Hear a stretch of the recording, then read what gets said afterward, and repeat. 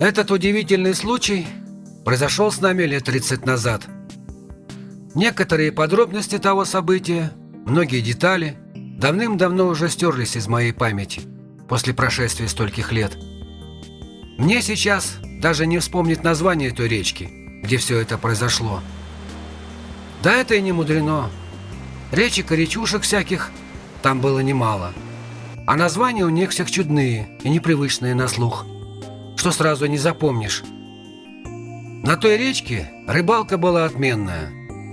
В изобилии водился хариус, ленок, а бывало в лунную ночь на обманку и хороший таймень брался.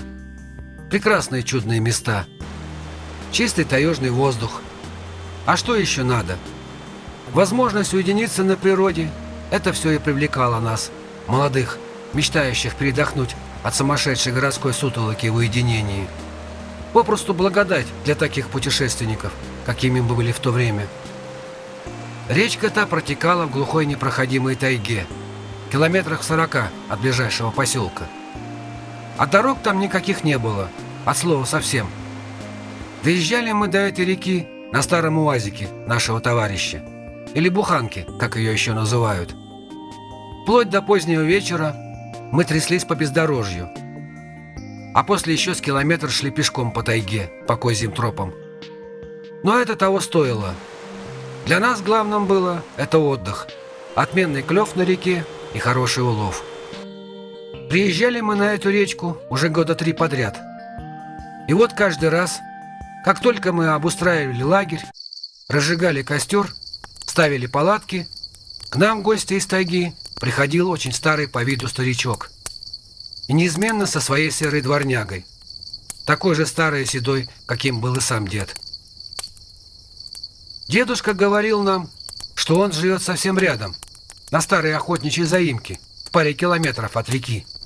Показывал и направление, где она располагается.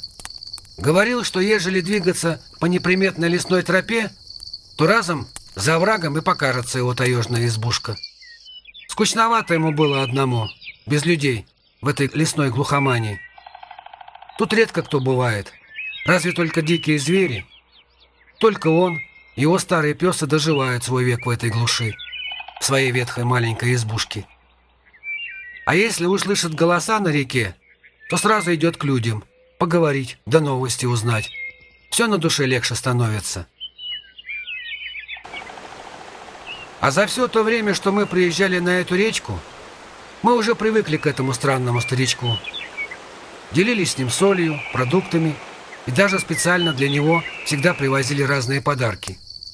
Дедушка только улыбался в свою седую бороду, но от гостинцев никогда не отказывался и всегда благодарил нас за них. Заезжали мы всегда в одно и то же время, обычно в середине лета. В эту пору погода стояла довольно сухая и солнечная, и доехать до места было намного проще. К тому же и рыбка в эту пору брала очень хорошо. Но каждый раз не приходило и часа после нашего приезда, как из леса к нам бредет наш старый знакомый старичок. А следом за ним ковыляет его старый пес, такой же седой, как и его хозяин. Подойдет, посидит с часик, молча около нашего костра, послушает нас, а потом также не спеша уйдет со своим псом. Чудной, конечно, был этот старичок, но мы тогда ничего странного за ним не замечали, не до раздумий было. У нас в то время были другие заботы. К себе он нас никогда не приглашал, да и мы в гости не набивались. К тому же о себе он тоже ничего не рассказывал. А если мы и спрашивали его о чем-нибудь, он только рукой махал, показывая, что у него нет желания ничего вспоминать, да прошлое ворошить. Мы не стали больше донимать его расспросами. Если захочет, то сам все расскажет. Ну а в тот последний наш приезд дед со своей дворнягой, как и раньше, вновь пришел к нам в гости.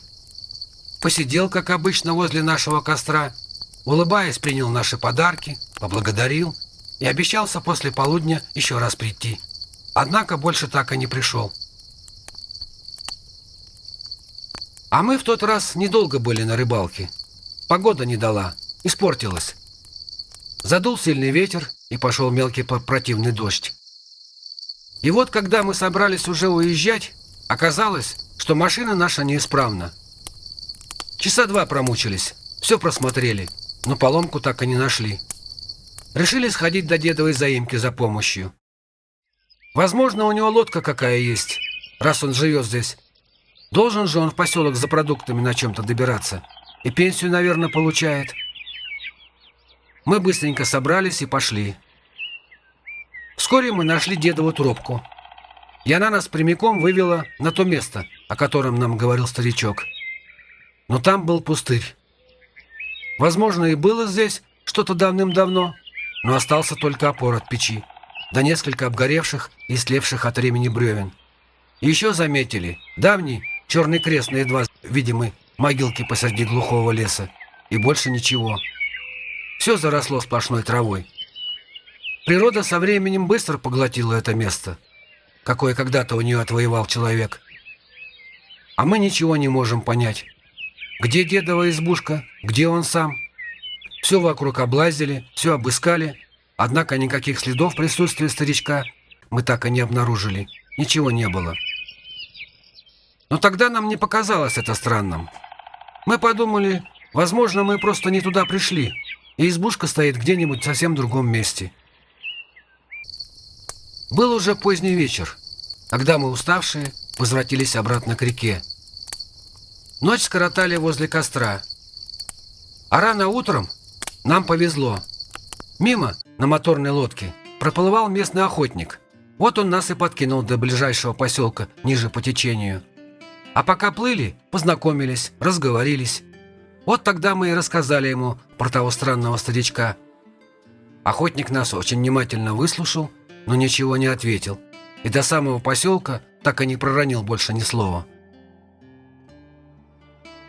А когда мы доплыли до места, он нам вполне серьезно сказал: «Ехали бы вы, ребята, от греха подальше отсюда.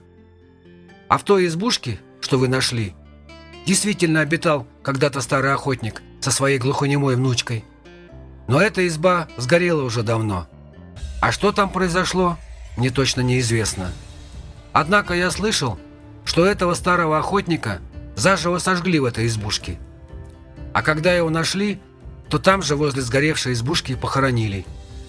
А его внучка исчезла без следа, и ее так не нашли, сколько не искали. А кто это сделал и куда исчезла эта внучка, до сих пор никто не знает. А ту могилку старого охотника вы и видели.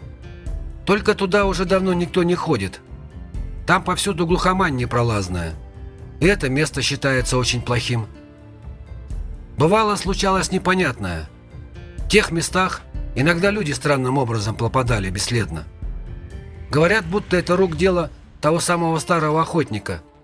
И что это он до сих пор ищет тех лиходеев, все успокоиться не может. Вот от того и злой, что найти не может, и наказывает всех, кто с жадностью да злым умыслом идет в тайгу. И к вам, скорее всего, он приходил. Но вы ему, видимо, очень понравились. Вот он вам плохого ничего и не сделал. Но мало ли что. Лучше уезжайте, не приезжайте сюда больше». Что это был за старик и кто он был такой, мы так и не узнали, сколько не спрашивали. Местные о нем даже ничего не слышали. А может, просто скрывали и не хотели нам ничего рассказывать. Но вот совета того охотника мы все же послушались и не стали больше искушать судьбу, и никогда больше не ездили в те места и не рыбачили на той речке. Вот такой удивительный и странный случай произошел с нами на одной таежной речке.